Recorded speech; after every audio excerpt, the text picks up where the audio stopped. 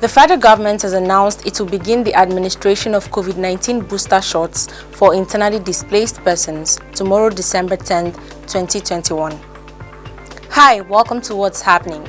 These are the top 10 stories now. At number 10, New Zealand has passed a law that will allow citizens to change the sex recorded on their birth certificate. The government announced this on Thursday. The country's Internal Affairs Minister, Jan Tinetti, said the new law means New Zealanders will no longer require proof of medical treatment or need to persuade a court to have the sex on their birth certificate match the gender they know themselves to be.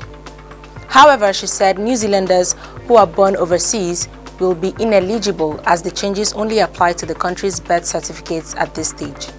At number 9, the governor of Borno State, Babagana Zulum, has banned non-governmental organizations from distributing food and non-food items to resettled communities in the state.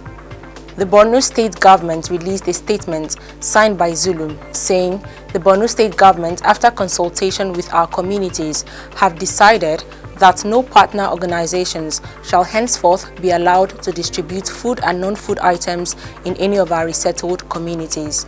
The Borno State government wishes to acknowledge and thank you for all your support to the people and government of the state, and in particular, your support for people displaced internally by insurgency. You are aware the Borno State government is deeply committed to supporting our people to build resilience and support themselves out of poverty. To this end, the government is committed to closing all official IDP camps in Maiduguri by December 2021.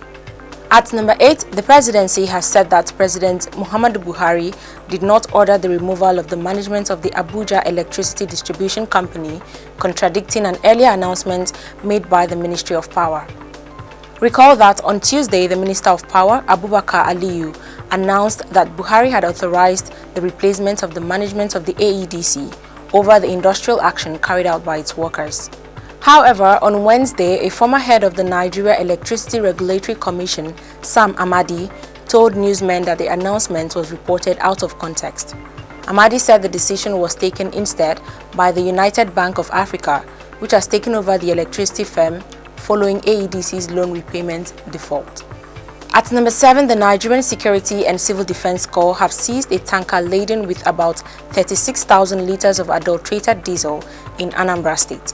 NSCDC spokesman in Anambra, Edwin Okadigbo, said in a statement on Wednesday that the tanker's driver, Abdulrahman Ahmed, was also arrested at Ihiala, in Ihiala local government area of the state. The statement revealed that the NSCDC had received an intelligence report about the activities of a syndicate involved in the distribution of adulterated diesel and swiftly moved against it. At number 6, Burkina Faso's Prime Minister and government resigned on Wednesday as protests mounted against officials' inability to combat a wave of jihadist attacks that have killed thousands.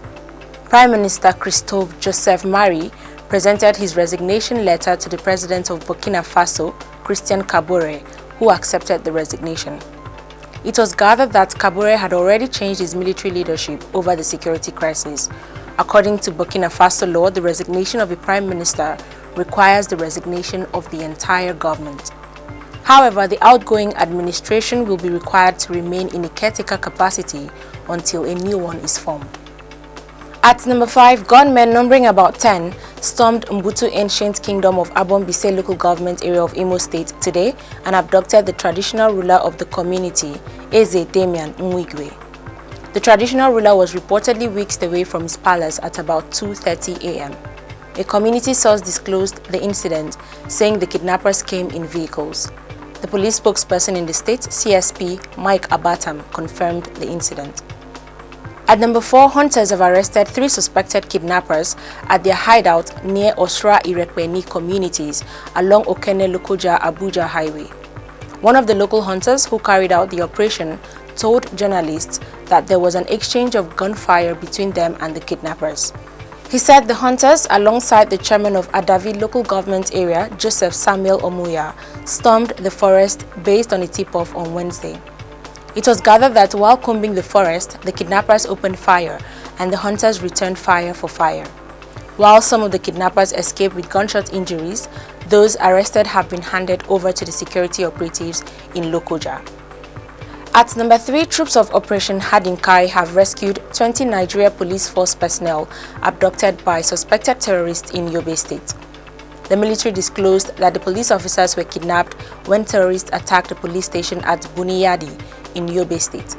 The Acting Director, Defense Media Operations, Brigadier General Bernard Onyeko, disclosed this on Thursday while giving an update on the activities of the troops between November 25th and December 9th.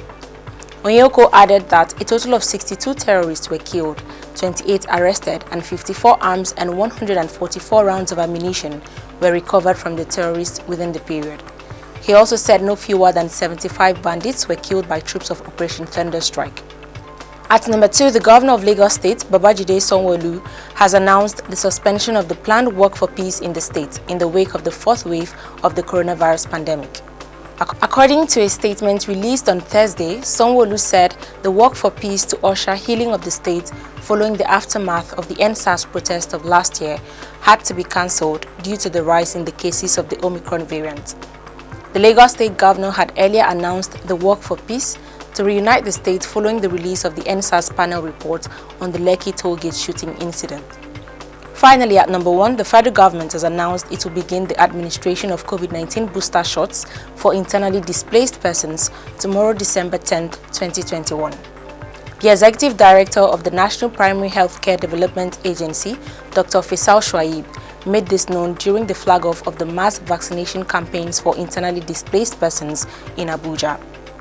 Shuaib said the federal government had resolved to make use of the Pfizer-BioNTech vaccine as booster shots. He said the federal government reviewed the country's vaccination program and resolved to introduce the booster dose using the Pfizer-BioNTech vaccine across the country. This will take effect from Friday, December 10, 2021.